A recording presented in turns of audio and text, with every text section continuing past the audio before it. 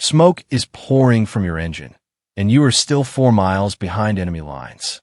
You are a pilot of number 24 Squadron, Royal Flying Corps, and 30 seconds ago, you were winning this fight.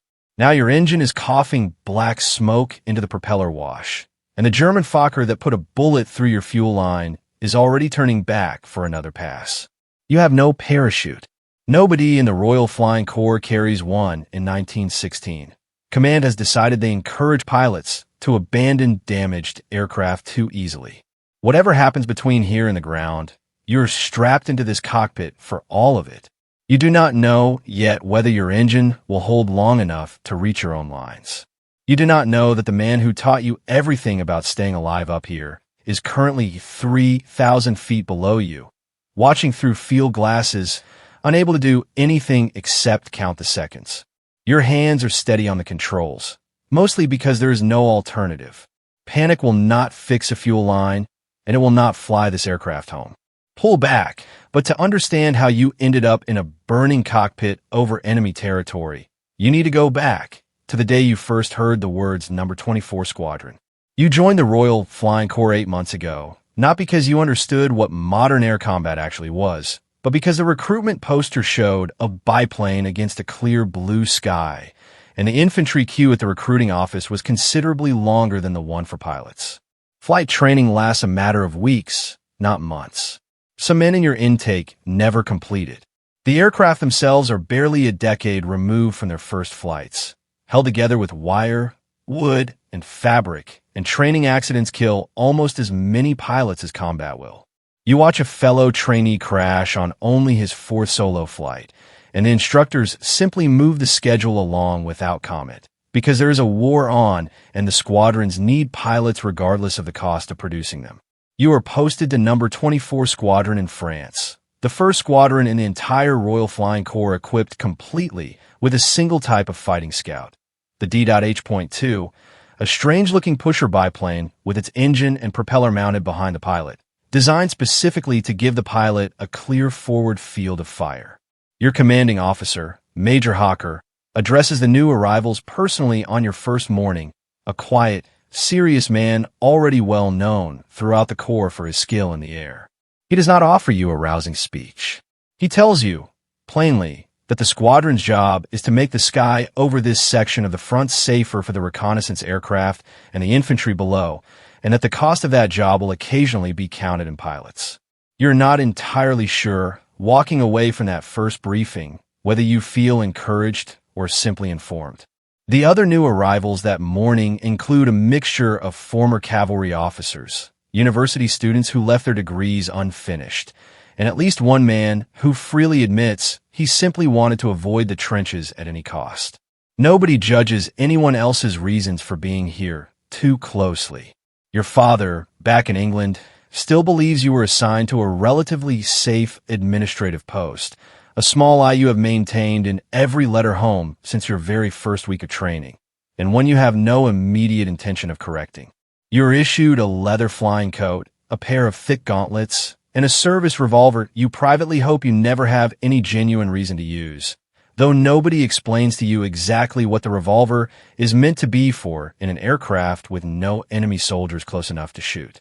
Before you go further, if stepping inside history like this is what you're here for, subscribe to POV Chronicles right now. Every story on this channel puts you inside a real moment from the past, researched carefully and brought to life with careful cinematic detail. Now back to the story. Your first weeks at the airfield are spent learning what training never properly taught you. A fellow new pilot named Reggie Ashworth arrives the same week you do, and the two of you fly practice patrols together, trading notes on every mistake that nearly killed you both, usually over cigarettes outside the mess tent once the light is gone. The squadron has a job to do that the newspapers back home barely understand. German Fokker monoplanes have been hunting Allied aircraft along this stretch of front for months, armed with a machine gun that fires forward through the spinning propeller, a trick nobody on your side has fully matched yet. Pilots call it the Fokker Scourge. Number 24 Squadron exists specifically to end it, and everyone on the airfield understands exactly what that mission actually means for the men flying it. Your flight commander, Captain Voss, takes you up for your first patrol over the lines. He talks you through the actual rules of survival up here, rules nobody wrote down in training. Watch your altitude. Watch the sun, because that is where they hide before diving on you. Never fly straight and level for more than a few seconds at a time, because straight and level is exactly how a pilot dies out here. You lose your first squadron mate in your third week, a pilot you had shared exactly one conversation with, over breakfast, about a girl back home he was saving every spare shilling to marry. His aircraft simply does not return from a routine patrol. Nobody discusses it at length. His belongings are packed into a single trunk and sent home within 2 days. The next patrol is scheduled for the following morning regardless, because the front does not pause to grieve. By your second month, you have flown enough patrols that the fear has settled into something quieter and more manageable, though it never fully disappears, not even on the mornings when the sky looks deceptively calm. Reggie tells you, half joking, over another late cigarette, that survival out here mostly comes down to becoming slightly more frightened than everyone flying against you, and slightly better at hiding it. You keep a small notebook in your breast pocket, recording the name of every pilot who fails to return, though you're never entirely sure why you started the habit, or why you cannot quite bring yourself to stop it. Some evenings, when the weather grounds every flight, the entire squadron gathers around a battered piano that arrived with the equipment nobody remembers ordering, singing songs that grow steadily less coherent as the bottle circulating the room empties. It is, Reggie tells you once, the closest thing to normal life any of you get out here. Captain Voss loses his own closest friend within your second month at the squadron, though he says almost nothing about it beyond a single, flat sentence delivered at breakfast the following morning. You learn, watching him, exactly how a man is expected to carry grief out here without letting it interfere with the next patrol. The airfield mud never quite leaves your boots, no matter how many times you scrape them clean. News moves through the squadron mess before official orders do. German activity has increased sharply along your section of the front, and command wants standing patrols flown at every hour of daylight, regardless of weather or aircraft serviceability. Major Hocker flies these patrols himself as often as any junior pilot in the squadron, a fact that says more about the man than anything else you could tell you about him. He does not simply give the order to fly into danger. He flies into it first, and the squadron respects him for it in a way no amount of rank alone could ever earn. You and Reggie are scheduled for a joint patrol at first light, the kind of routine mission you have flown perhaps 30 times by now. Ground crew go over your aircraft with the same careful ritual they follow every morning, checking wire tension and fuel lines by torchlight before the sun is even properly up.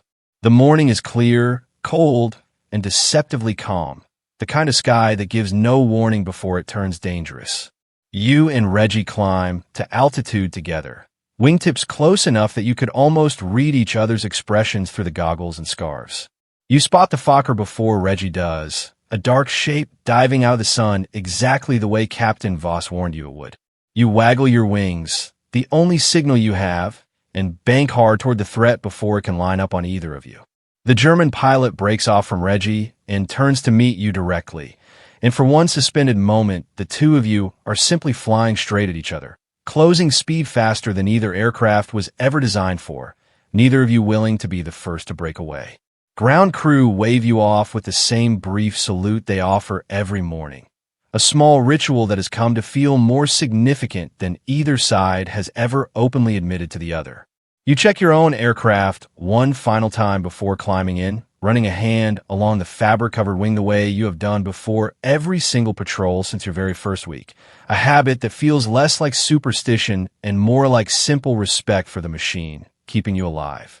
Reggie taps his own control panel twice before takeoff, a small superstitious ritual he has never fully explained to you, and you find yourself doing the same thing without quite deciding to, as though the habit simply transferred itself from his cockpit to yours somewhere over the past 2 months.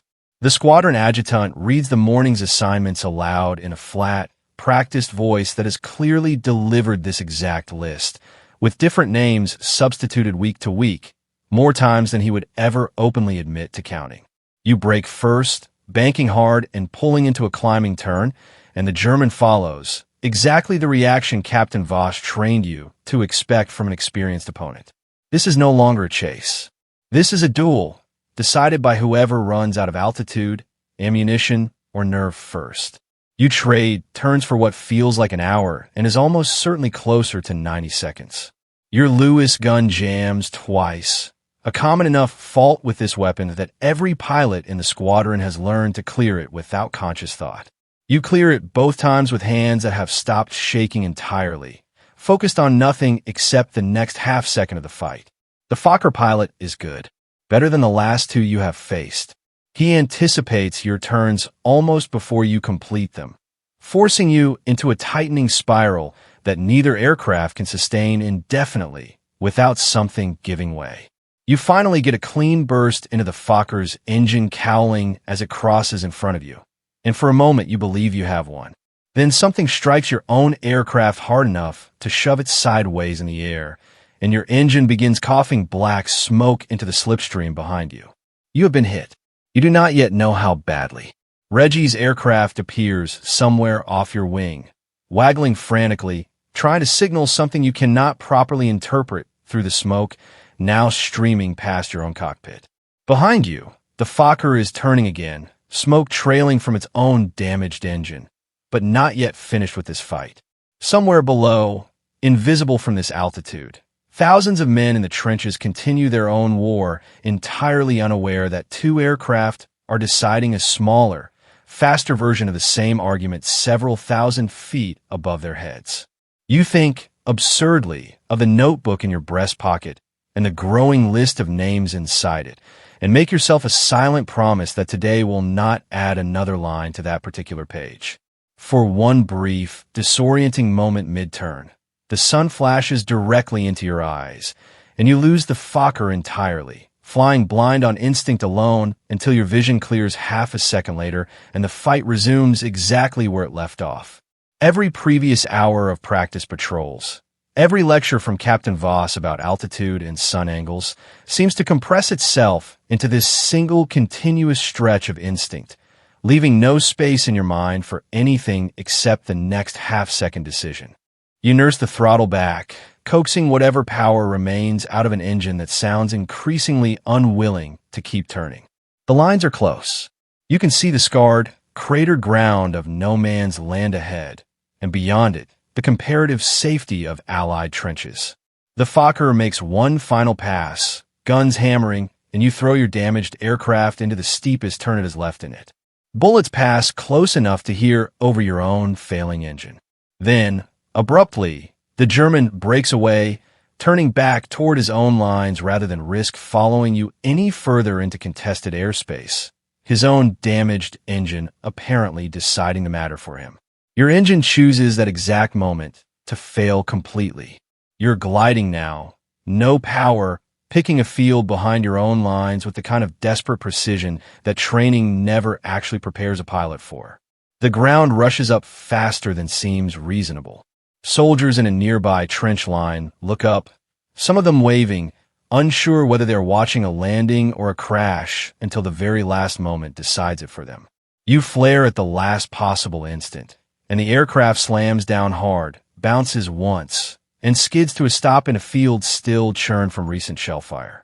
For a long moment, you simply sit there, hands still locked on the controls, engine ticking as it cools, entirely unable to process the fact that you are somehow still alive to notice the silence.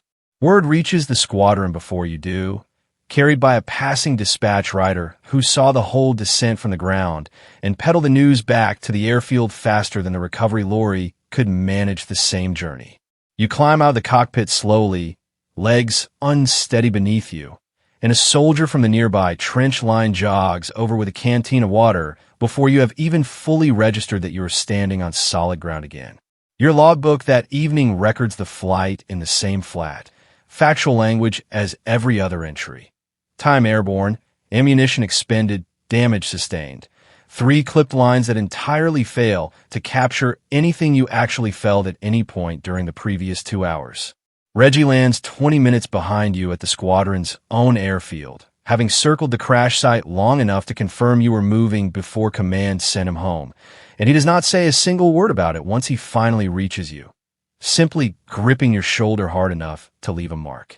You return to the squadron that evening in the back of a supply lorry, your aircraft left behind for recovery, and the entire mess falls quiet when you walk through the door. Major Hocker himself crosses the room to shake your hand, saying very little, though you understand exactly what the gesture means from a man who rarely offers one. You fly again 3 days later. There is no other option that makes sense to anyone in this squadron, including you. Reggie meets you at the aircraft beforehand, checking your harness the way you once checked his, before climbing into his own cockpit without another word. By the time your tour finally ends, you have lost count of the friends who did not get the same ending you did. The official figures, seen years afterward, are almost impossible to hold in your mind. A new pilot's life expectancy on this front, in this period, measured in weeks rather than months. If a story like this is what you come to POV Chronicles for, subscribe right now. Step into the next one with us. Hit like if that moment gliding toward the lines, engine dead, hit you the way it hit us researching it. And drop a comment below. First, could you have kept flying the next morning? Second, let us know where in the world you're watching this from.